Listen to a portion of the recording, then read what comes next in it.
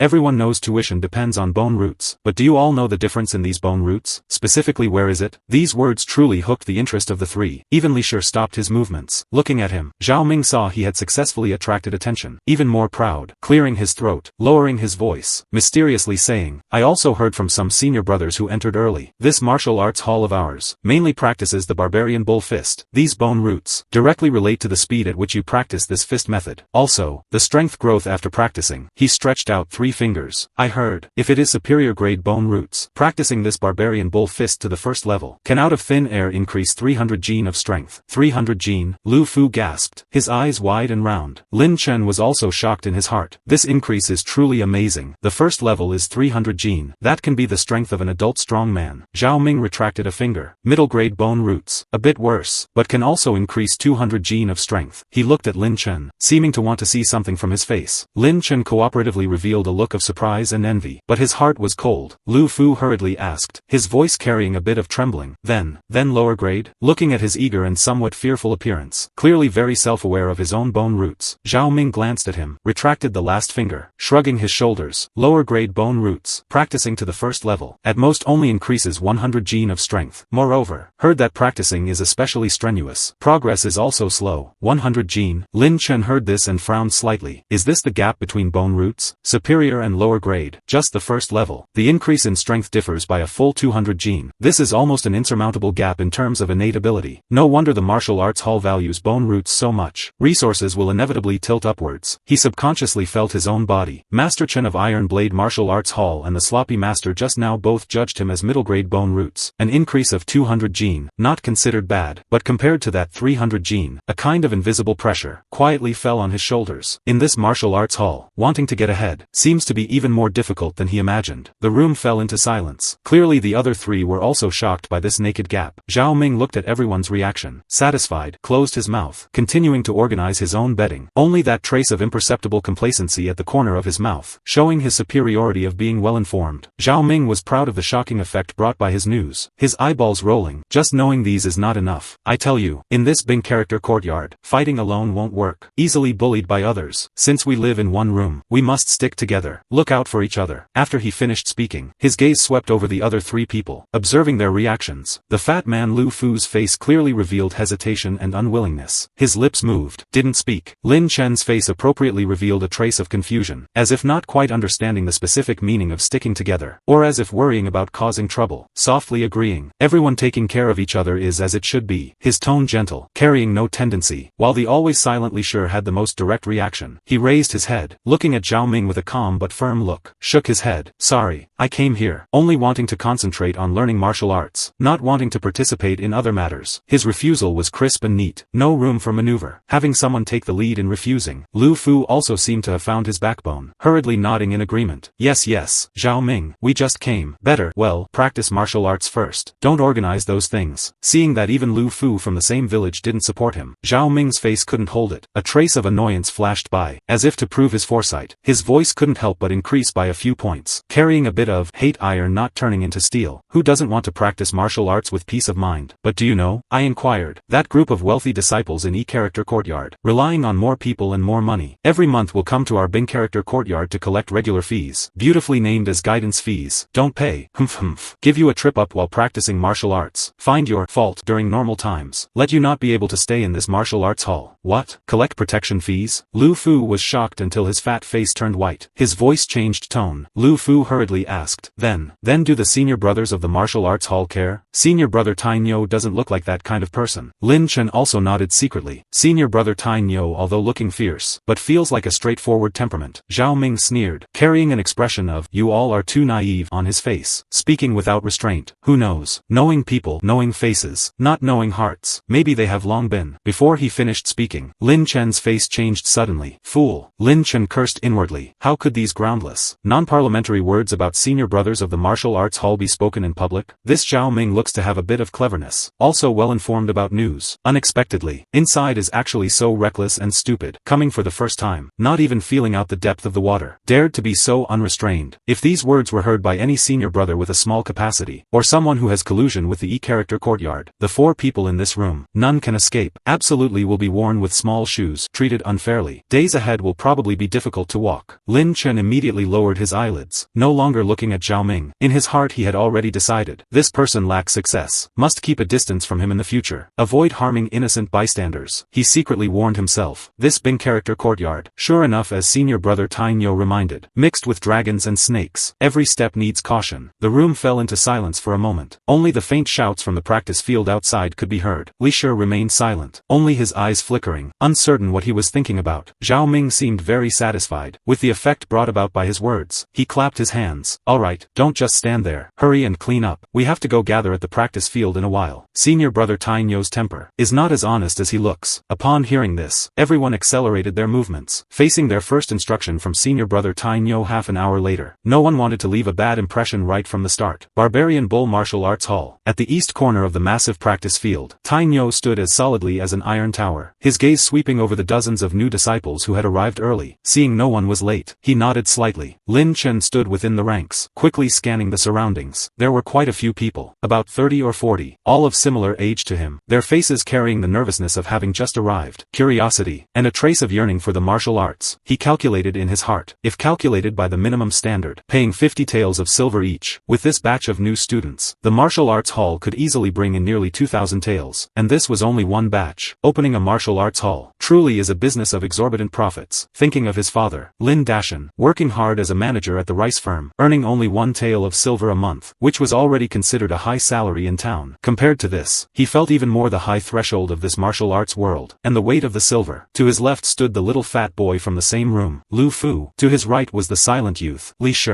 Upon entering a strange environment, people naturally approach slightly familiar faces. The 3 stood quite close. Tai Nyo saw that everyone had arrived. Waiting no longer, he spoke slowly, his voice like muffled thunder, overpowering the faint noise from the side of the field. Since you have come to my Barbarian Bull Martial Arts Hall, the purpose is only one, to learn martial arts. His tone was not high, but carried an unquestionable power. Apart from practicing martial arts, everything else is hollow. Here, everything speaks with strength. If your fists aren't hard, no matter how much you say, it's still farting. His eyes swept one by one over the young but yearning faces of the crowd, no longer talking nonsense, directly entering the main topic. Our Barbarian Bull Martial Arts Hall. The foundation is this Barbarian Bull Fist. The fist technique is like its name, not valuing flowery tricks, prizing a trend of great power. 1 strength descending 10 skills. The words had not yet fallen. He suddenly took a deep breath. His right fist bombarded forward like a cannonball out of the chamber. Whoosh! The fist wind was fierce, actually bringing about a clear sound of breaking the air. A fierce and domineering aura rushed towards them, making the youths in the front row unconsciously step back half a step, their faces filled with shock and yearning. Tai Nyo was satisfied with the effect of this first blow, withdrawing his fist and standing, starting to slow down his movements, demonstrating the starting posture of the Barbarian Bull Fist move by move. His movements were slow and clear, striving to let every new disciple see the exertion of muscle power, and the transition of steps. Look closely. Barbarian Bull Fist prioritizes the breathing rhythm. Chi follows the strength. Next is the lower body, taking root in the ground. Strength rises from the ground. This first level is for laying the foundation, and is also the simplest, but if not practiced well, what follows will be castles in the air. Lin Chen held his breath and concentrated, staring tightly at every movement of Tai Nyo, striving to brand it into his mind. Just as he was concentrating fully,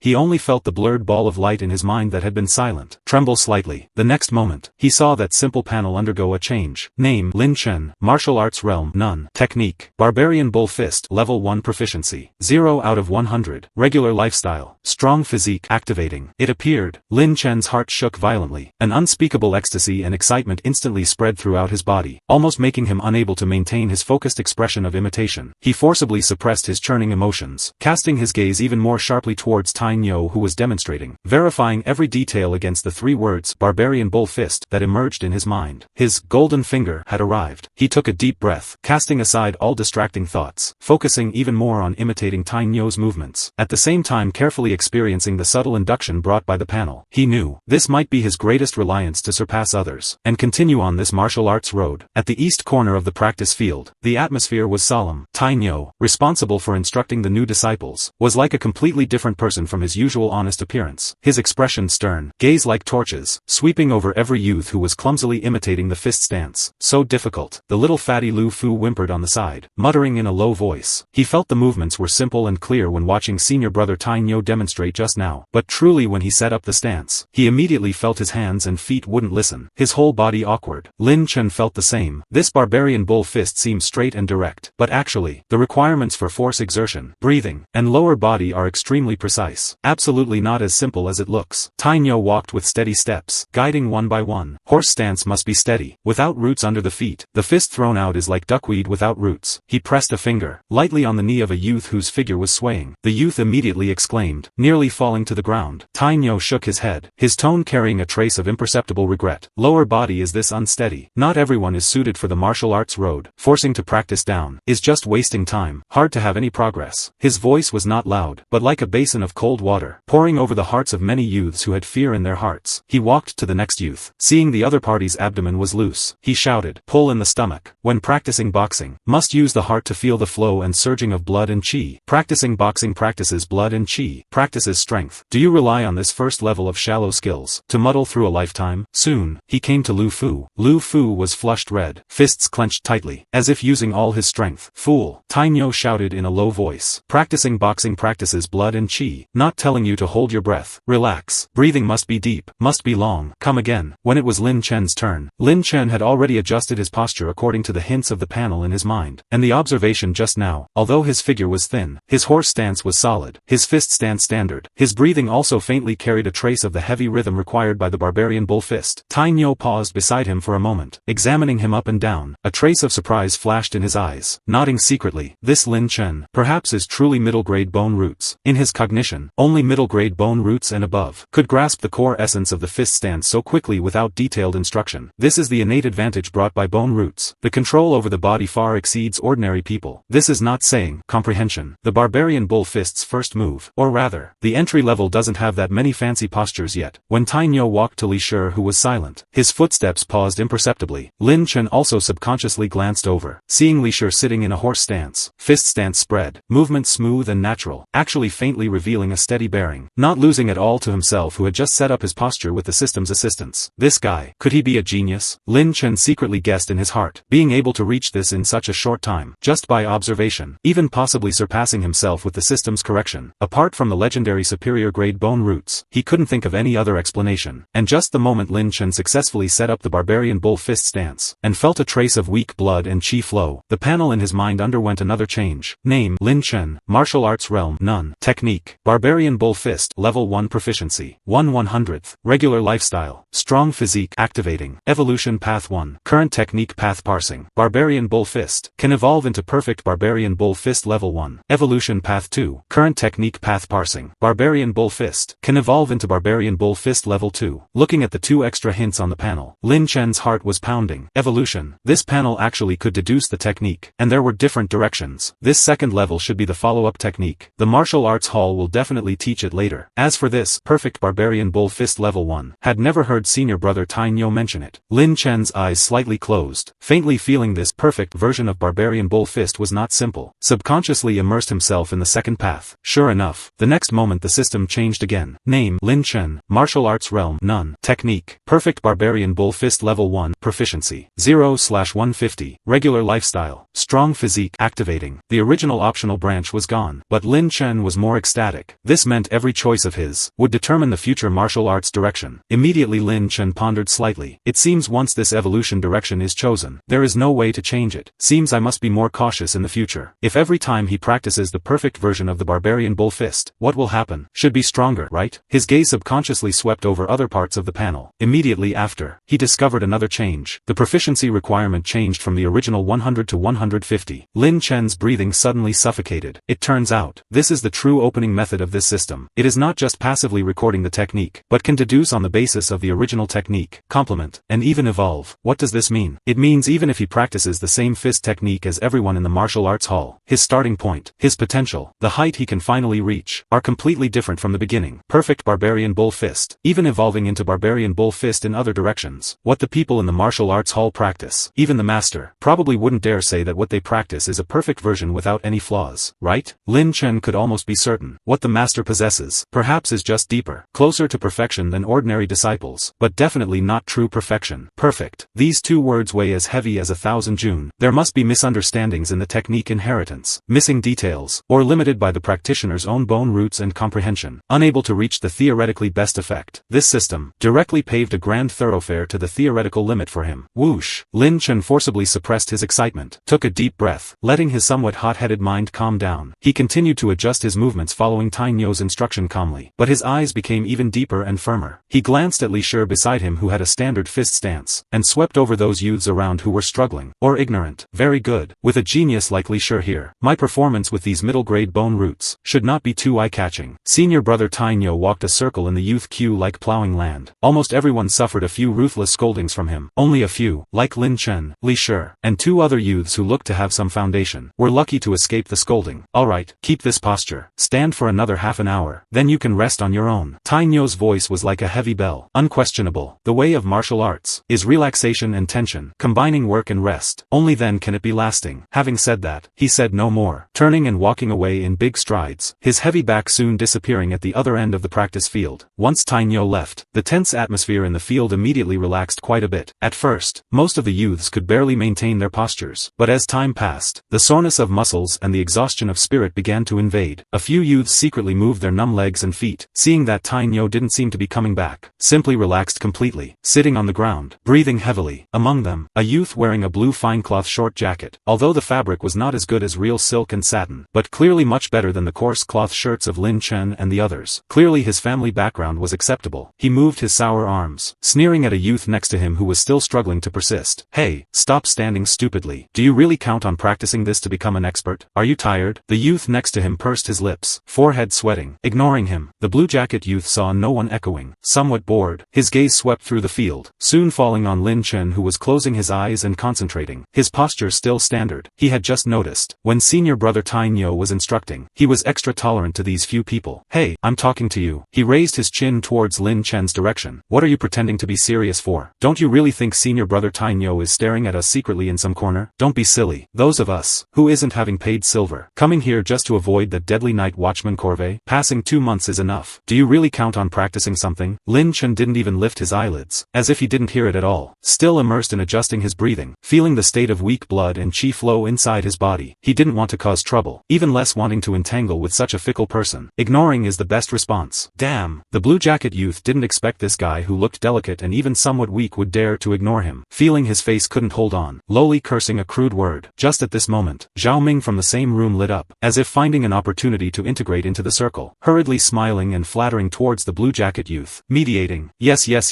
this senior brother's words are reasonable. This brother of mine just arrived. Dull temperament, doesn't understand things. Please don't hold it against him. The blue jacket youth looked at Zhao Ming with some surprise. Seeing his respectful attitude, snorted. Seems there are still sensible people. My name is Zhang Kuang. From now on you are covered by me. He no longer stared at Lin Chen, turning to talk to Zhao Ming in a low voice, faintly using Zhao Ming as a bridge, starting to win over a few other youths who were also slacking off or had weak will. Lin Chen although closed his eyes, but he heard the movements around clearly. He was disdainful of Zhao Ming's behavior of being eager to stick together, even at the expense of belittling his roommate to please others, but he was also too lazy to care. He slightly adjusted his center of gravity, feeling the soreness coming from his legs and the slight heat on his back. What others do, has nothing to do with me. My goal, is that realm of perfection, he whispered in his heart, completely blocking out the noise from the outside world. Lu Fu saw it clearly on the side, a trace of worry appearing on his fat face, but seeing Lin Chen and Li Shi still standing as steady as a rock, he also gritted his teeth, striving to maintain the fist stance that had already begun to tremble. The sun gradually rose, scorching sunlight grilling the bluestone slabs of the practice field. Fewer and fewer youths could grit their teeth and persist in the fist stance. Lin Chen gave a rough glance. Apart from himself and a few others that Tang You paid key attention to, most of the people had either collapsed in the cool, or simply slipped away. It seems, the length of this persistence, might also be related to the physical strength and endurance brought by bone roots. Lin Chen had a faint guess in his heart. Just at this moment, the silent panel in his mind transmitted a subtle wave again. Barbarian bull fist proficiency +1. A weak warm current seemed to melt into his limbs and bones with this hint, dispelling a bit of exhaustion. Lin Chen felt a trace of joy in his heart, moving his numb and sour arms. Food is served. Slow hands get nothing. Don't know who pulled their throat to shout. As if throwing a giant stone into a calm lake, the originally deathly silent practice field instantly exploded exploded, whether standing, sitting, slacking off. All the youths swarmed towards the same direction like hearing the bugle for a charge. The cafeteria. Lin Chen, let's go quickly too. Lu Fu wiped his sweat, calling out anxiously. He felt that since Zhao Ming flattered that blue jacket youth, his attitude had changed. Li Shi was always a loner. Only Lin Chen looked the easiest to get along with. Lin Chen nodded, suppressing the joy generated by the proficiency increase, rushing towards the cafeteria with the crowd, also somewhat looking forward to what kind of lunch the martial arts hall's 50 taels of silver fee could provide. The so-called cafeteria, actually is a huge, drafty shed on all four sides, so simple that there were not even tables or benches. One end of the shed had a few earthen stoves, several huge wooden barrels were steaming, a few sturdy women wearing greasy aprons were standing behind the wooden barrels, holding long-handled large ladles, emotionlessly giving food to the disciples lined up in a long dragon. The queue was noisy and chaotic. Those who got food had nowhere to sit at all, either crouching at the corner of a wall, or simply standing in the open space outside the shed, burying their heads and gobbling up. Lin Chen tightly covered the meal tickets hidden close to his body in his bosom, moving slowly forward with the queue. When it was his turn, he carefully tore off a ticket, handing it to the woman at the very front. The woman took the ticket, without even looking, scooping up a large ladle, fragrant white rice with distinct grains, clang, dumping it into the rough ceramic bowl handed over by Lin Chen. Her voice hoarse, rice is enough, come add more after eating, but not allowed to waste. Thank you, auntie. Lin Chen whispered in thanks. Another woman responsible for the side dishes, scooped up a large chunk of oil shining red bright, stewed until rotten pork knuckle meat, full of weight, putting it into Lin Chen's bowl. Lin Chen again thanked obediently. Thank you, auntie. That aunt who gave the side dishes looked at him after hearing the voice. Seeing this youth had fair skin, eyes clear, mouth sweet, her expression eased a bit, casually scooping half a ladle of thick hot meat soup from the soup barrel beside her and pouring it onto his rice, muttering, mouth is sweet, add some soup for you, eating rice with it is fragrant. The third aunt nimbly added a ladle of stir-fried seasonal vegetables for him, holding the heavy, fragrant large bowl. Lin Chen and Lu Fu found a relatively quiet corner in the crowded cafeteria, even ignored that the ground was dirty, directly crouching down. Lu Fu couldn't wait to gobble up a large mouthful of rice wrapped in meat juice, and bit fiercely into the fatty and glutinous pork knuckle meat. Even if burning his mouth, he was reluctant to spit it out, mumbling praise.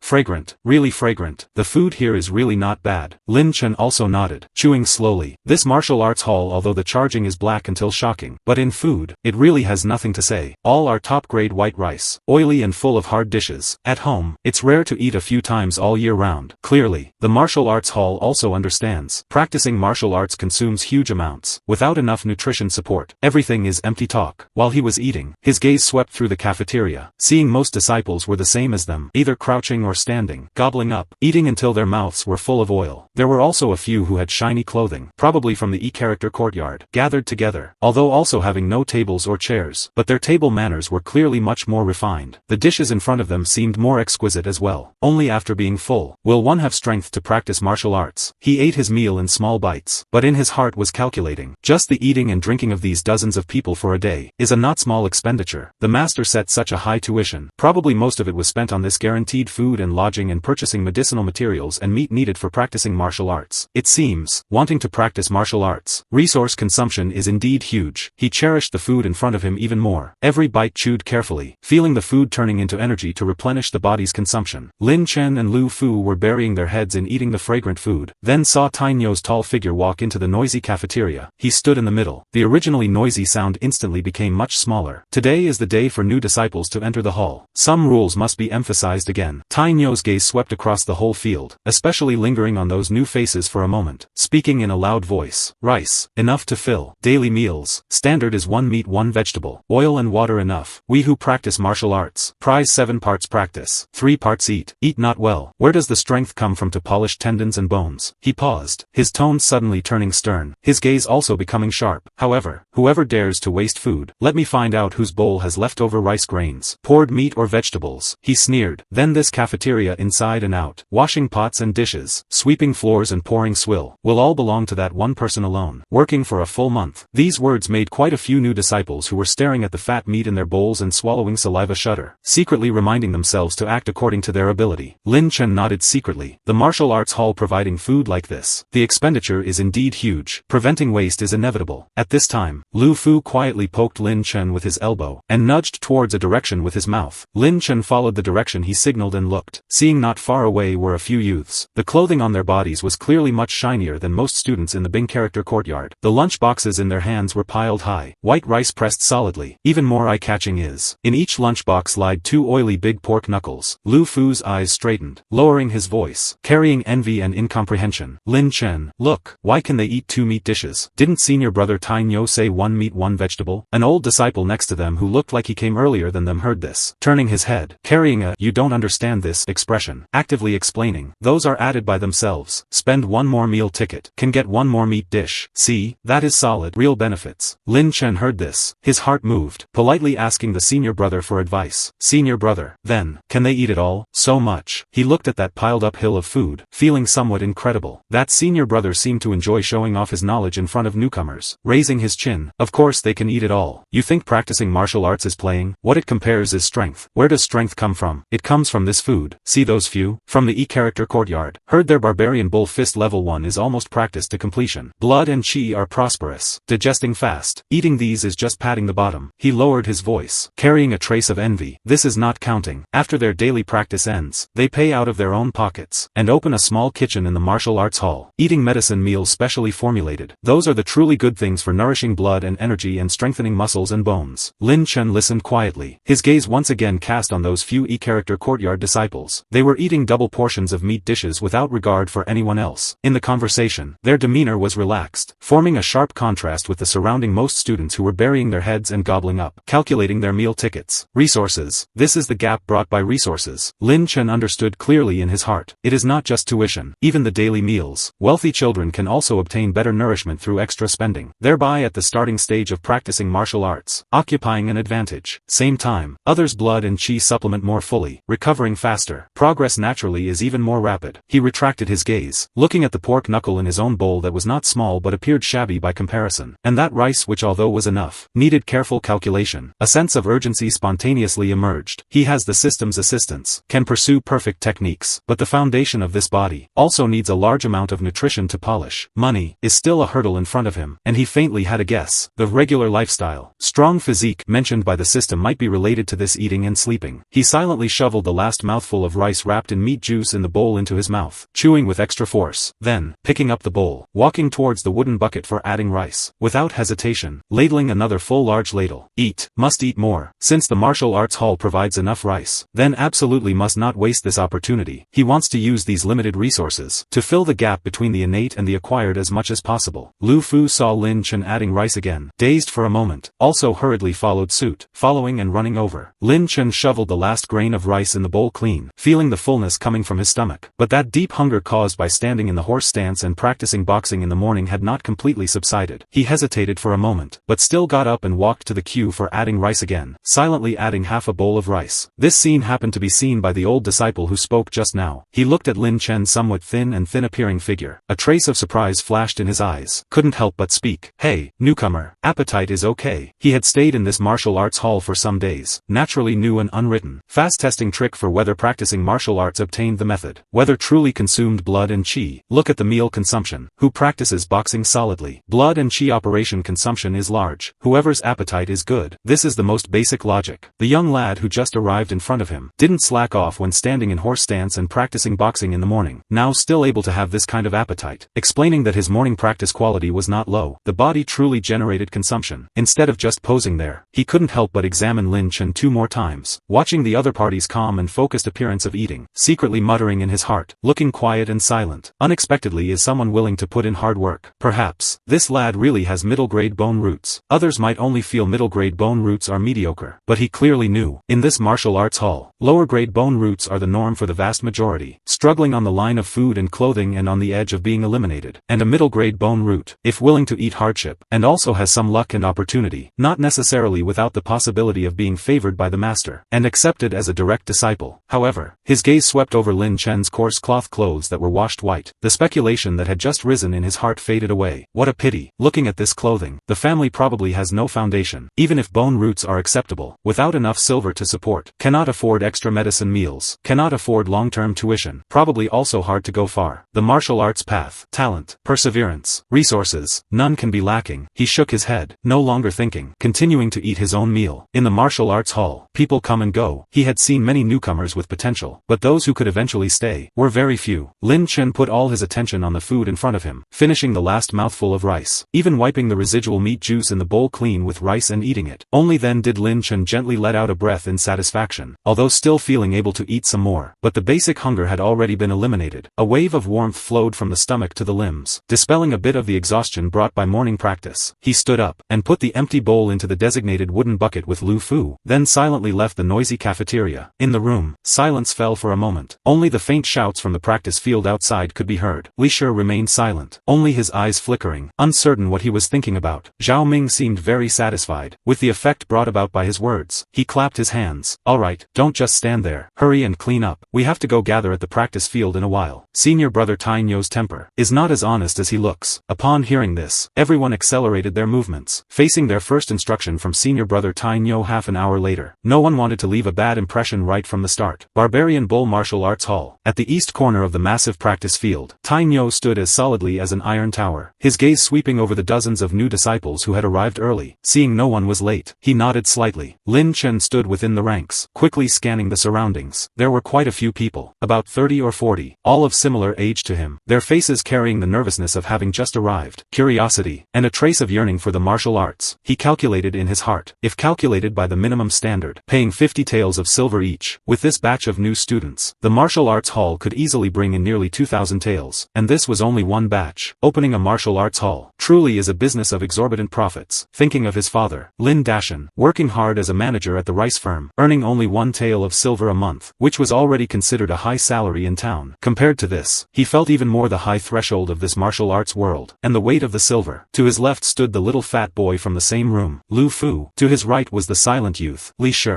Upon entering a strange environment, people naturally approach slightly familiar faces. The three stood quite close. Tang You saw that everyone had arrived. Waiting no longer, he spoke slowly, his voice like muffled thunder, overpowering the faint noise from the side of the field. Since you have come to my Barbarian Bull Martial Arts Hall, the purpose is only one, to learn martial arts. His tone was not high, but carried an unquestionable power. Apart from practicing martial arts, everything else is hollow. Here, everything speaks with strength. If your fists aren't hard, no matter how much you say, it's still farting. His eyes swept one by one over the young but yearning faces of the crowd, no longer talking nonsense, directly entering the main topic. Our Barbarian Bull Martial Arts Hall. The foundation is this Barbarian Bull Fist. The fist technique is like its name, not valuing flowery tricks, prizing a trend of great power. 1 strength descending 10 skills. The words had not yet fallen. He suddenly took a deep breath. His right fist bombarded forward like a cannonball out of the chamber. Whoosh! The fist wind was fierce, actually bringing about a clear sound of breaking the air. A fierce and domineering aura rushed towards them, making the youths in the front row unconsciously step back half a step, their faces filled with shock and yearning. Tang You was satisfied with the effect of this first blow, withdrawing his fist and standing, starting to slow down his movements, demonstrating the starting posture of the Barbarian Bull Fist move by move. His movements were slow and clear, striving to let every new disciple see the exertion of muscle power, and the transition of steps. Look closely. Barbarian Bull Fist prioritizes the breathing rhythm. Qi follows the strength. Next is the lower body, taking root in the ground. Strength rises from the ground. This first level is for laying the foundation, and is also the simplest. But if not practiced well, what follows will be castles in the air. Lin Chen held his breath and concentrated, staring tightly at every movement of Tang You, striving to brand it into his mind. Just as he was concentrating fully,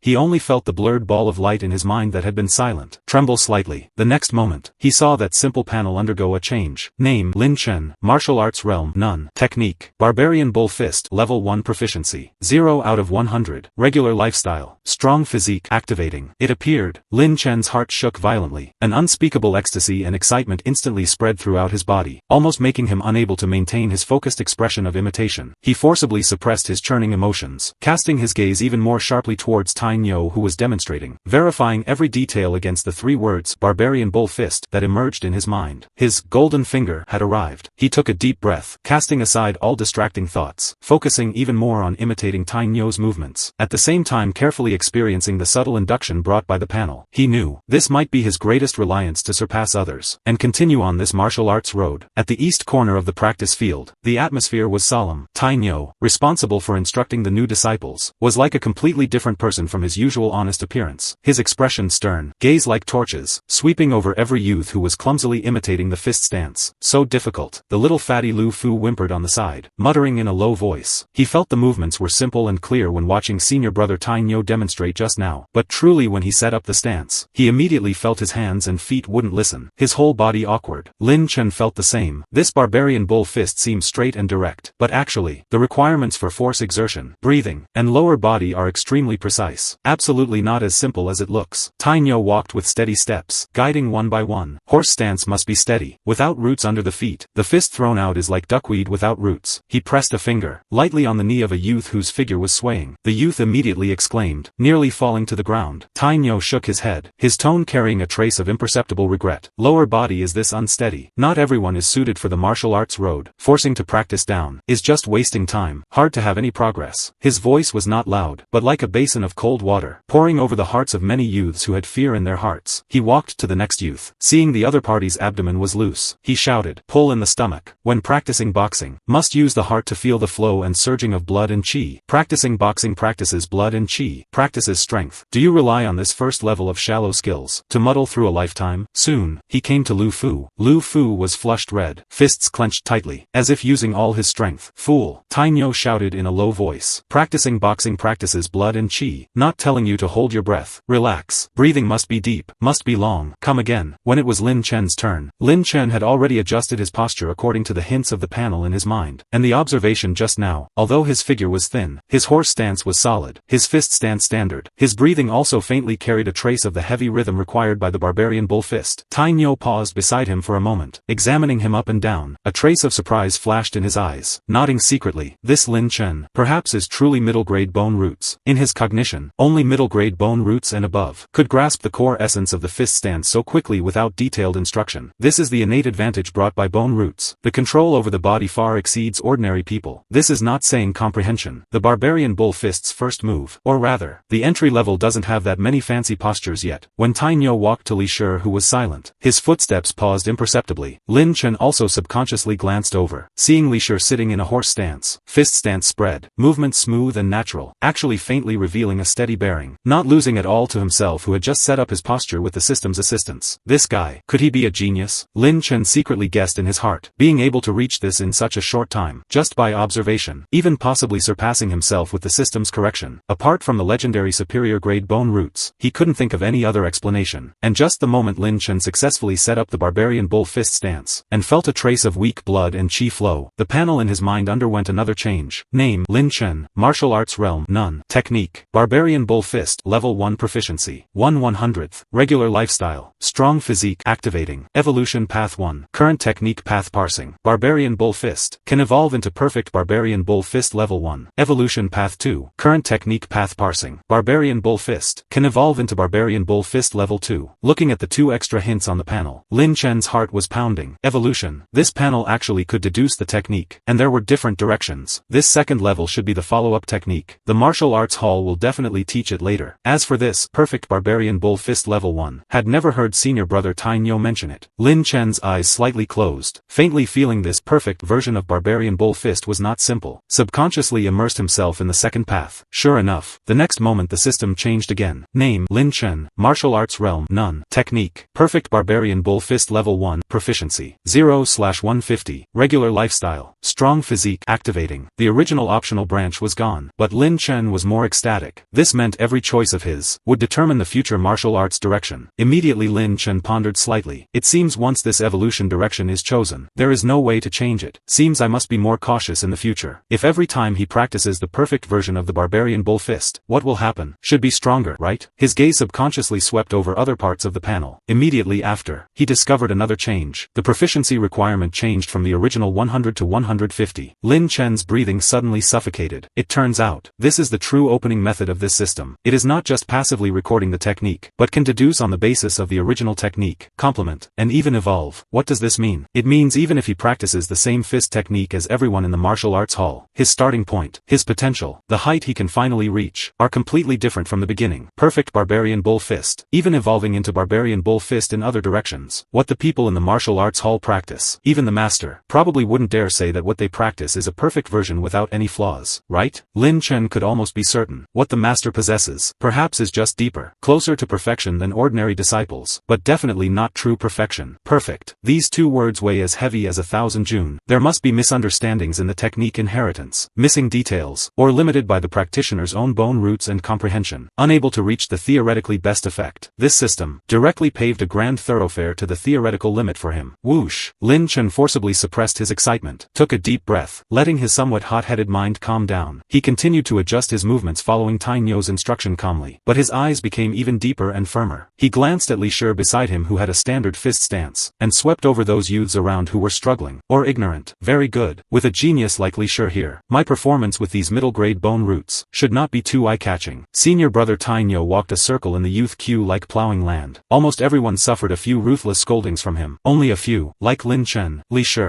and two other youths who looked to have some foundation, were lucky to escape the scolding. Alright, keep this posture. Stand for another half an hour, then you can rest on your own. Tai Nyo's voice was like a heavy bell. Unquestionable. The way of martial arts is relaxation and tension, combining work and rest. Only then can it be lasting. Having said that, he said no more, turning and walking away in big strides, his heavy back soon disappearing at the other end of the practice field. Once Tai Nyo left, the tense atmosphere in the field immediately relaxed quite a bit. At first, most of the youths could barely maintain their postures, but as time passed, the soreness of muscles and the exhaustion of spirit began to invade. A few youths secretly moved their numb legs and feet, seeing that Tai Nyo didn't seem to be coming back, simply relaxed completely, sitting on the ground, breathing heavily. Among them, a youth wearing a blue fine cloth short jacket, although the fabric was not as good as real silk and satin, but clearly much better than the coarse cloth shirts of Lin Chen and the others. Clearly his family background was acceptable. He moved his sour arms, sneering at a youth next to him who was still struggling to persist. Hey, stop standing stupidly. Do you really count on practicing this to become an expert? Are you tired? The youth next to him pursed his lips, forehead sweating. Ignoring him, the blue jacket youth saw no one echoing. Somewhat bored, his gaze swept through the field, soon falling on Lin Chen, who was closing his eyes and concentrating, his posture still standard. He had just noticed, when senior brother Tai Nyo was instructing, he was extra tolerant to these few people. Hey, I'm talking to you. He raised his chin towards Lin Chen's direction. What are you pretending to be serious for? Don't you really think senior brother Tai Nyo is staring at us secretly in some corner? Don't be silly. Those of us, who isn't having paid silver, coming here just to avoid the deadly night watchman corvée? Passing 2 months is enough. Do you really count on practicing something? Lin Chen didn't even lift his eyelids, as if he didn't hear it at all. Still immersed in adjusting his breathing, feeling the state of weak blood and chi flow inside his body, he didn't want to cause trouble, even less wanting to entangle with such a fickle person. Ignoring is the best response. Damn, the blue jacket youth didn't expect this guy who looked delicate and even somewhat weak would dare to ignore him. Feeling his face couldn't hold on, lowly cursing a crude word. Just at this moment, Zhao Ming from the same room lit up, as if finding an opportunity to integrate into the circle, hurriedly smiling and flattering towards the blue jacket youth, mediating. Yes,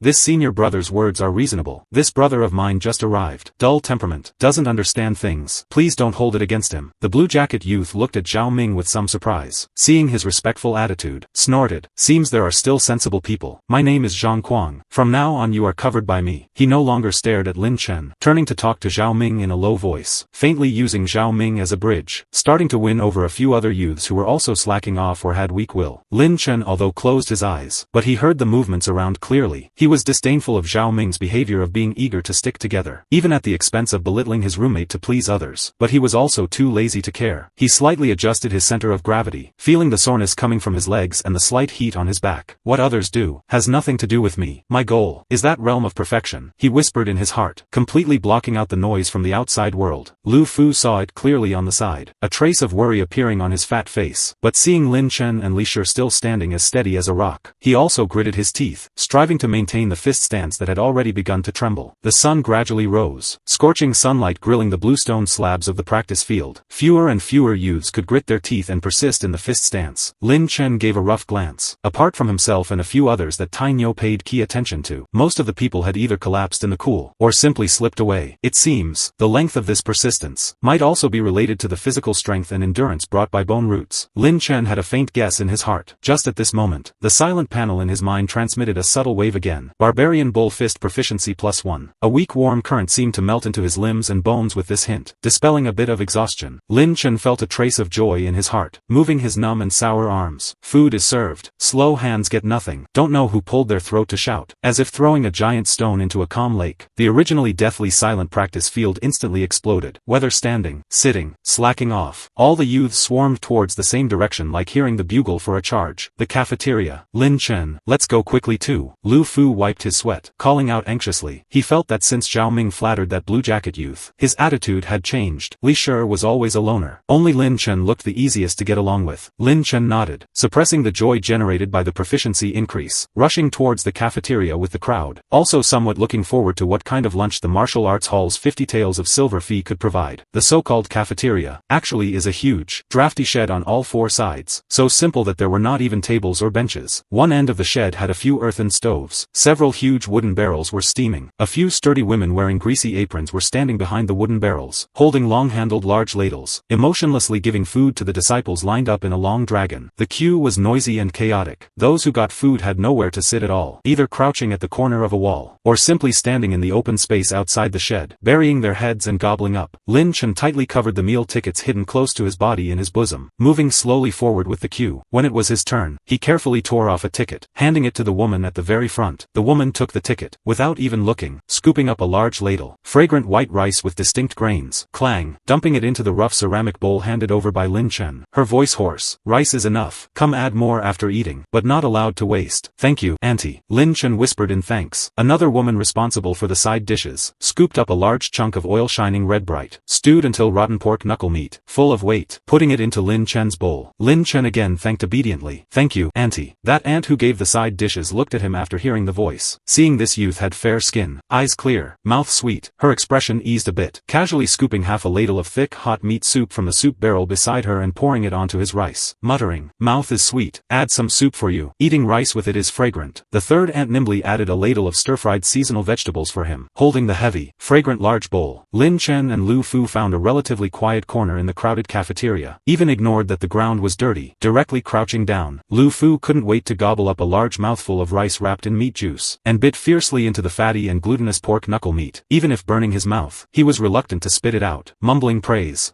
Fragrant, really fragrant. The food here is really not bad." Lin Chen also nodded, chewing slowly. This martial arts hall, although the charging is black until shocking, but in food, it really has nothing to say. All are top-grade white rice, oily and full of hard dishes. At home, it's rare to eat a few times all year round. Clearly, the martial arts hall also understands. Practicing martial arts consumes huge amounts. Without enough nutrition support, everything is empty talk. While he was eating, his gaze swept through the cafeteria, seeing most disciples were the same as them, either crouching or standing, gobbling up, eating until their mouths were full of oil. There were also a few who had shiny clothing, probably from the E-character courtyard, gathered together, although also having no tables or chairs, but their table manners were clearly much more refined. The dishes in front of them seemed more exquisite as well. Only after being full will one have strength to practice martial arts. He ate his meal in small bites, but in his heart was calculating. Just the eating and drinking of these dozens of people for a day is a not small expenditure. The master set such a high tuition. Probably most of it was spent on this guaranteed food and lodging and purchasing medicinal materials and meat needed for practicing martial arts. It seems, wanting to practice martial arts, resource consumption is indeed huge. He cherished the food in front of him even more, every bite chewed carefully, feeling the food turning into energy to replenish the body's consumption. Lin Chen and Lu Fu were burying their heads in eating the fragrant food, then saw Tainyo's tall figure walk into the noisy cafeteria. He stood in the middle. The originally noisy sound instantly became much smaller. Today is the day for new disciples to enter the hall. Some rules must be emphasized again. Tainyo's gaze swept across the whole field, especially lingering on those new faces for a moment, speaking in a loud voice. "Rice, enough to fill. Daily meals, standard is 1 meat 1 vegetable. Oil and water enough. We who practice martial arts, prize 7 parts practice, 3 parts eat. Eat not well. Where does the strength come from to polish tendons and bones?" He paused, his tone suddenly turning stern, his gaze also becoming sharp. "However, whoever dares to waste food, let me find out whose bowl has leftover rice grains, poured meat or vegetables." He sneered. Then this cafeteria inside and out, washing pots and dishes, sweeping floors and pouring swill, will all belong to that one person alone, working for a full month. These words made quite a few new disciples who were staring at the fat meat in their bowls and swallowing saliva shudder, secretly reminding themselves to act according to their ability. Lin Chen nodded secretly. The martial arts hall providing food like this. The expenditure is indeed huge. Preventing waste is inevitable. At this time, Lu Fu quietly poked Lin Chen with his elbow, and nudged towards a direction with his mouth. Lin Chen followed the direction he signaled and looked, seeing not far away were a few youths. The clothing on their bodies was clearly much shinier than most students in the Bing character courtyard. The lunch boxes in their hands were piled high, white rice pressed solidly. Even more eye-catching is, in each lunchbox lied 2 oily big pork knuckles. Lu Fu's eyes straightened, lowering his voice, carrying envy and incomprehension. "Lin Chen, look, why can they eat 2 meat dishes? Didn't senior brother Tainyo say 1 meat 1 vegetable?" An old disciple next to them who looked like he came earlier than them heard this, turning his head, carrying a "you don't understand this" expression, actively explaining, "Those are added by themselves. Spend 1 more meal ticket, can get 1 more meat dish. See, that is solid, real benefits." Lin Chen heard this, his heart moved, politely asking the senior brother for advice. "Senior brother, then, can they eat it all? So much?" He looked at that piled up hill of food, proud, feeling somewhat incredible. That senior brother seemed to enjoy showing off his knowledge in front of newcomers. Raising his chin, of course they can eat it all. You think practicing martial arts is playing? What it compares is strength. Where does strength come from? It comes from this food. See those few? From the E-character courtyard. Heard their barbarian bull fist level 1 is almost practiced to completion. Blood and chi are prosperous. Digesting fast. Eating these is just patting the bottom. He lowered his voice, carrying a trace of envy. This is not counting. After their daily practice ends, they pay out of their own pockets, and open a small kitchen in the martial arts hall, eating medicine meals specially formulated. Those are the truly good things for nourishing blood and energy and strengthening muscles and bones. Lin Chen listened quietly, his gaze once again cast on those few E-character courtyard disciples. They were eating double portions of meat dishes without regard for anyone else. In the conversation, their demeanor was relaxed, forming a sharp contrast with the surrounding most students who were burying their heads and gobbling up, calculating their meal tickets. Resources. This is the gap brought by resources. Lin Chen understood clearly in his heart. It is not just tuition, even the daily meals. Wealthy children can also obtain better nourishment through extra spending, thereby at the starting stage of practicing martial arts, occupying an advantage. Same time, others' blood and chi supplement more fully, recovering faster. Progress naturally is even more rapid. He retracted his gaze, looking at the pork knuckle in his own bowl that was not small but appeared shabby by comparison, and that rice which although was enough, needed careful calculation. A sense of urgency spontaneously emerged. He has the system's assistance, can pursue perfect techniques, but the foundation of this body also needs a large amount of nutrition to polish. Money is still a hurdle in front of him, and he faintly had a guess. The regular lifestyle, strong physique mentioned by the system might be related to this eating and sleeping. He silently shoveled the last mouthful of rice wrapped in meat juice in the bowl into his mouth, chewing with extra force. Then, picking up the bowl, walking towards the wooden bucket for adding rice, without hesitation, ladling another full large ladle. Eat, must eat more. Since the martial arts hall provides enough rice, then absolutely must not waste this opportunity. He wants to use these limited resources to fill the gap between the innate and the acquired as much as possible. Lu Fu saw Lin Chen adding rice again, dazed for a moment, also hurriedly followed suit, following and running over. Lin Chen shoveled the last grain of rice in the bowl clean, feeling the fullness coming from his stomach. But that deep hunger caused by standing in the horse stance and practicing boxing in the morning had not completely subsided. He hesitated for a moment, but still got up and walked to the queue for adding rice again, silently adding half a bowl of rice. This scene happened to be seen by the old disciple who spoke just now. He looked at Lin Chen's somewhat thin and thin-appearing figure. A trace of surprise flashed in his eyes. Couldn't help but speak. Hey, newcomer, appetite is okay. He had stayed in this martial arts hall for some days, naturally new and unwritten. Fast testing trick for whether practicing martial arts obtained the method. Whether truly consumed blood and chi. Look at the meal consumption. Who practices boxing solidly? Blood and chi operation consumption is large. Whoever's appetite is good. This is the most basic logic. The young lad who just arrived in front of him didn't slack off when standing in horse stance and practicing boxing in the morning, now still able to have this kind of appetite, explaining that his morning practice quality was not low. The body truly generated consumption. Instead of just posing there, he couldn't help but examine Lin Chen 2 more times, watching the other party's calm and focused appearance of eating, secretly muttering in his heart, looking quiet and silent. Unexpectedly is someone willing to put in hard work. Perhaps, this lad really has middle-grade bone roots. Others might only feel middle-grade bone roots are mediocre, but he clearly knew. In this martial arts hall, lower-grade bone roots are the norm for the vast majority, struggling on the line of food and clothing and on the edge of being eliminated. And a middle-grade bone root, if willing to eat hardship, and also has some luck and opportunity, not necessarily without the possibility of being favored by the master, and accepted as a direct disciple. However, his gaze swept over Lin Chen's coarse cloth clothes that were washed white. The speculation that had just risen in his heart faded away. What a pity. Looking at this clothing, the family probably has no foundation, even if bone roots are acceptable, without enough silver to support, cannot afford extra medicine meals, cannot afford long-term tuition, probably also hard to go far. The martial arts path, talent, perseverance, resources, none can be lacking. He shook his head, no longer thinking, continuing to eat his own meal. In the martial arts hall, people come and go. He had seen many newcomers with potential, but those who could eventually stay were very few. Lin Chen put all his attention on the food in front of him, finishing the last mouthful of rice, even wiping the residual meat juice in the bowl clean with rice and eating it. Only then did Lin Chen gently let out a breath in satisfaction, although still feeling able to eat some more. But the basic hunger had already been eliminated. A wave of warmth flowed from the stomach to the limbs, dispelling a bit of the exhaustion brought by morning practice. He stood up, and put the empty bowl into the designated wooden bucket with Lu Fu, then silently left the noisy cafeteria.